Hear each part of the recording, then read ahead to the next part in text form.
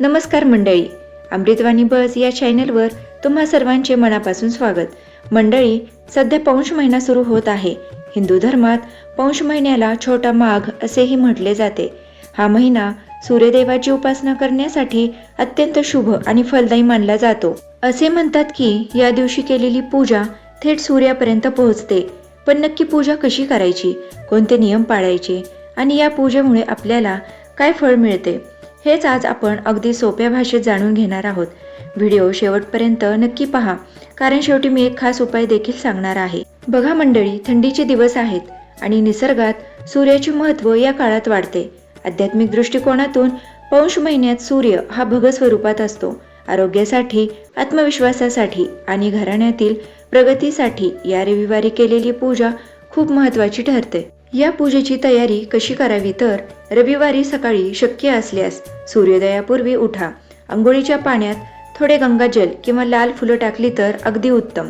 आजच्या दिवशी लाल रंगाचे कपडे घालण्याला विशेष महत्त्व आहे, कारण लाल रंग सूर्याला प्रिय आहे. सूर्याला पाणी अर्पण करणे म्हणजे अर्घ्य देणे. हे करताना काही गोष्टी लक्षात ठेवल्या पाहिजेत, जसे की तांब्याचाच वापर करावा. पाण्यात अक्षदा, कुंकू आणि एखादं लाल फूल टाका. अर्घ्य देताना दोन्ही हात डोक्याच्या वर असावेत आणि पाण्याची धार पडताना त्यातून दिसणाऱ्या सूर्यकिरणांकडे पाहावे. अर्घ्य देत असताना ओम सूर्याय नमः किंवा ओम गृहिणी सूर्याय नमः या मंत्राचा जप करावा. रविवारी या पूजेची मांडणी कशी करावी तर घरातील देवाऱ्यासमोर बसून सूर्यदेवाचे स्मरण करा. जर तुमच्याकडे सूर्याची प्रतिमा किंवा यंत्र असेल तर त्याला गंध अक्षदा अर्पण करा.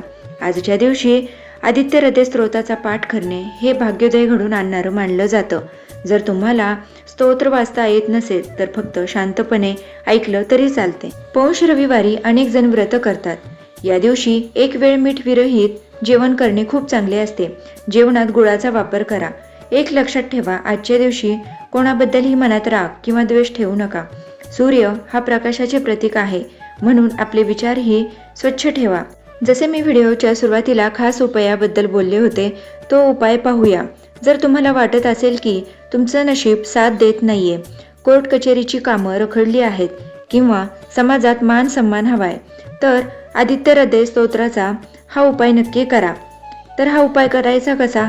आजच्या दिवशी म्हणजे रविवारी सकाळी सूर्यदेवाला अर्घ्य दिल्यानंतर सूर्यासमोर उभे राहून किंवा बसून 3 वेळा आदित्य हृदय स्तोत्राचा पाठ करा. हे तेच स्तोत्र आहे जे अगस्त्य ऋषींनी प्रभू श्रीरामांनी युद्धाच्या वेळी विजयासाठी सांगितलं होतं.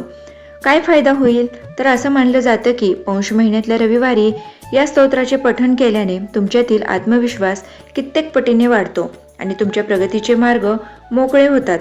जर तुम्हाला संपूर्ण स्तोत्र वाचायला वेळ नसेल तर किमान त्यातील जय जय भद्राय महाबाहो या ओळींचा श्रद्धेने उच्चार करा.